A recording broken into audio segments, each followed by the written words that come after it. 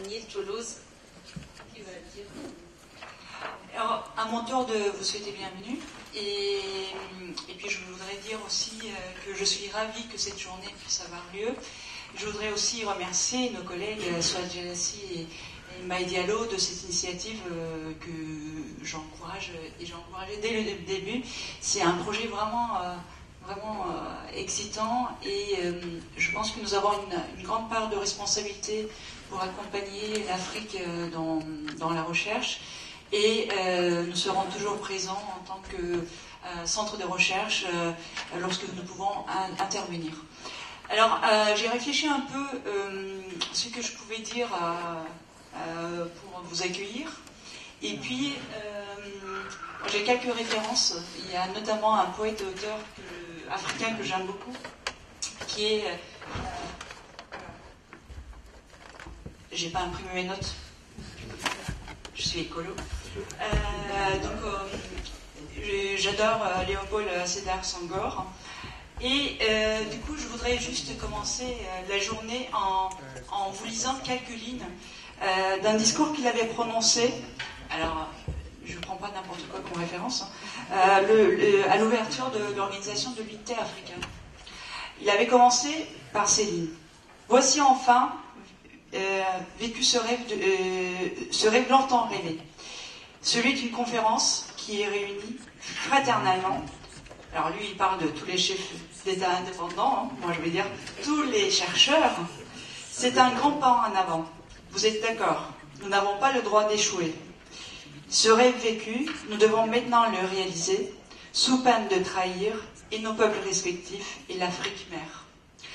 Alors, j'ai une autre passion, ce sont les proverbes africains. Donc j'avais aussi pensé à faire tout un discours avec les proverbes africains, mais je me suis dit que ce serait peut-être un peu too much. Donc je vais juste finir mon petit mot d'accueil en vous rappelant un proverbe africain, qui dit il faut poser des questions, celui qui ne pose pas de questions n'aura pas de réponse. Donc je vous invite à poser beaucoup de questions pour que vous ayez beaucoup de réponses et pour que cette conférence ait encore plus de sens. Merci et bienvenue encore.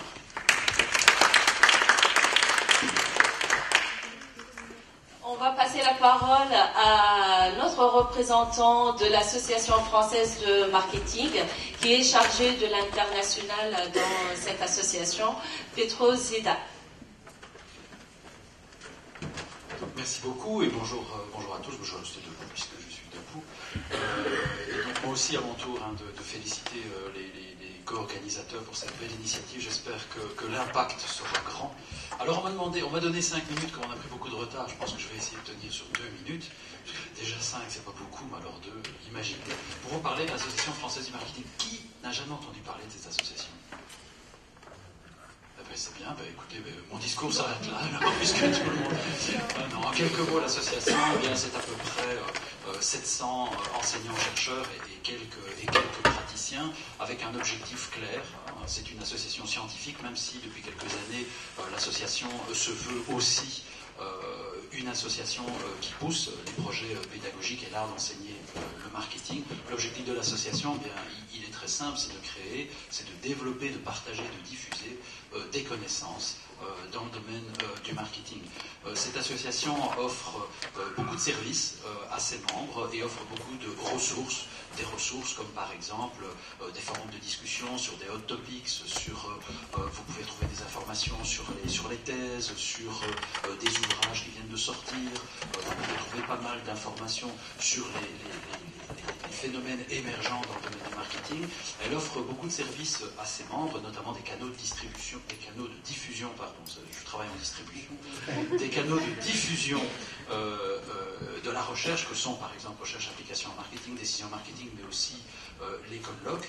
Elle offre aussi des formations aux doctorants via des ateliers d'écriture, via des colloques. Et puis c'est aussi, et c'est pour ça que je suis ravi de la présenter, c'est un lieu de partage aussi physique puisque nous rencontrons souvent à l'occasion du colloque international qui aura lieu cette année à Strasbourg, mais aussi à l'occasion de journées thématiques comme les journées d'automne ou de printemps, où on a rassemblé un certain nombre d'activités, des journées labellisées ou des journées soutenues comme cette journée. On espère un jour qu'elle deviendra aussi une belle journée. Et donc je vous incite à aller sur le site web pour voir un peu l'ensemble des ressources des services qui sont proposés par l'association. Je vous invite à vous faire membre de cette association. Alors mon rôle, comme Swag l'a dit, eh bien c'est je m'intéresse en fait aux membres internationaux. J'essaie de comprendre, je fais l'interface entre vous, moi aussi, puisque je suis un membre international, puisque je viens de Belgique. Et donc l'idée, c'est en quelque sorte, oui, c'est moins international que vous. Et donc l'idée, c'est de faire remonter en quelque sorte vos attentes, vos besoins, aussi bien sur le plan organisationnel, financier, etc., à l'association de telle manière à ce que l'association et la communauté puissent offrir des services qui sont en adéquation avec ce que vous attendez. Je vous souhaite un excellent workshop et je vous remercie. Je suis disponible, lunch compris, n'hésitez pas à venir me retrouver si vous avez des questions ou d'autres personnes, je vois Glenn Magid, mais il y a d'autres personnes de l'association qui sont là aussi disponibles pour répondre à vos questions. Merci et bonne journée. Merci. Nous avons le plaisir d'avoir avec nous l'adjoint maire de Roubaix, l'adjoint maire qui est chargé du développement économique, Monsieur Delcourt. Merci. Effectivement, donc Léonard Delcourt, je suis adjoint maire à Roubaix, en charge du développement économique. Et dans le développement économique, on y met les relations internationales, d'où ma présence ici. Je voulais vous dire quelques mots. Alors, un politique qui s'engage à tenir 2 minutes ou 5 minutes, ça n'existe pas, donc je ne vais pas le faire. Je vais laisser un peu de liberté, vous m'excuserez, pour vous dire les mots que j'ai envie de vous dire. Vous souhaitez la bienvenue ici à Roubaix, deuxième ville de la métropole européenne de Lille, en nombre d'habitants, troisième ville de la région des Hauts-de-France.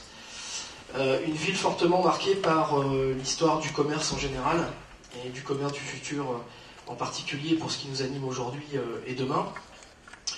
Et puis pour montrer quelque part, alors à la face du monde, soyons humbles, que Roubaix est une ville universitaire, une ville d'enseignement supérieur, une ville de recherche.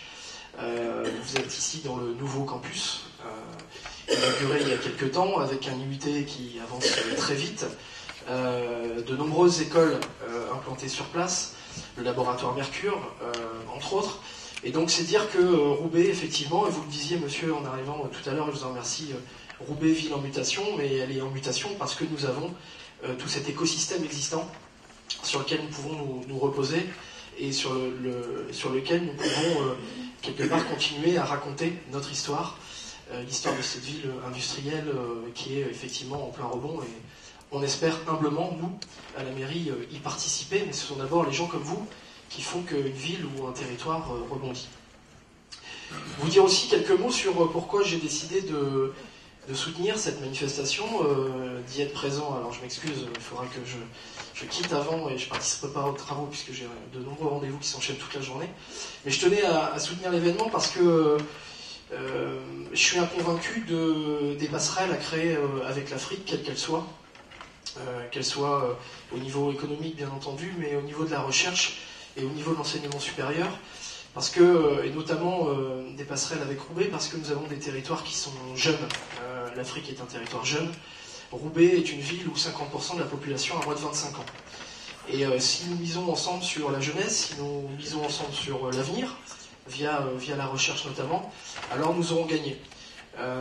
Je suis convaincu qu'il faut ouvrir une nouvelle page, écrire une nouvelle page avec l'Afrique, que finalement, adieu la coopération et vive le co-développement, et que le co-développement, ça passe effectivement par ouvrir un certain nombre de portes, et ouvrir la recherche à des entreprises, ouvrir la recherche à d'autres pays, à d'autres étudiants, à d'autres écoles, ça me semble essentiel, important, parce que c'est là aussi une manière pour nous de rebondir. Et ici à Roubaix, avec quelques nationalités multiples, on a longtemps dit que Roubaix était une ville-monde. Bon, c'est sympa de dire ça, mais ça ne veut pas dire grand-chose. Moi, je préfère qu'on dise qu'on est une ville mondiale, c'est-à-dire raccordée au monde. Raccordée avec des ponts concrets, des ponts qui nous permettent effectivement de redéployer le territoire, de le redévelopper et de développer nos entreprises. D'ailleurs, dans votre dans votre titre, c'est journée de recherche sur l'Afrique, je crois, c'est ça, je ne me trompe pas. Moi j'aurais envie de dire avec l'Afrique. Je pense que ça veut dire plein de choses et ça porte beaucoup de symboles qui ne doivent pas rester que des symboles, qui doivent devenir des actions. Voilà ce que je voulais vous dire rapidement.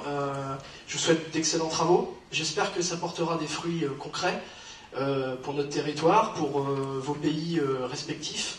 Mais en tout cas, sachez que nous sommes très ouverts à toute forme de proposition, de partenariat. Pour tout vous dire, moi j'en ai un peu marre des jumelages.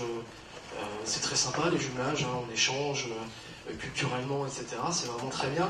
Mais j'ai envie qu'on passe à une étape supérieure et que des jumelages économiques, des jumelages notamment en termes d'enseignement, d'études puissent être créés. Vous savez, je finirai par là, mais à titre personnel, j'ai fait mon premier voyage hors d'Europe, c'est en Afrique, au Sénégal. Et il y a plein de choses qui m'ont marqué, forcément. On ne vient pas tout à fait pareil d'un voyage en Afrique. Et j'étais notamment marqué par deux choses. Un, la population qui a un smartphone dans les mains toute la journée, tout le temps, partout. Voilà. Alors ça va vous effectivement vous concerner toute cette journée autour du marketing et du commerce. Et puis surtout, j'ai eu la chance de visiter l'école supérieure polytechnique de Dakar. Et j'ai vu combien il y avait de la créativité, combien il y avait effectivement parfois avec pas assez de moyens, mais des envies de faire, des envies de travailler avec la France. Donc voilà le message d'optimisme et d'espoir et de construction que je voulais vous passer aujourd'hui. Bonne journée à vous et à très vite. Merci.